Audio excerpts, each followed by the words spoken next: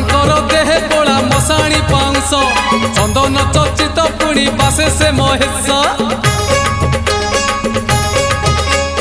केबे सीए मशाणी रे केबे मंदिर रे छर छर झरुची तो पुण्य गंगा झरे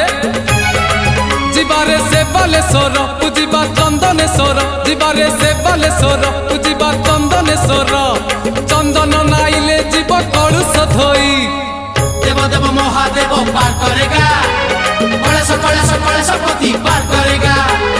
डम डम डम डमरुधारी पार करेगा पार्वती पार्वती पार्वती पति पार करेगा।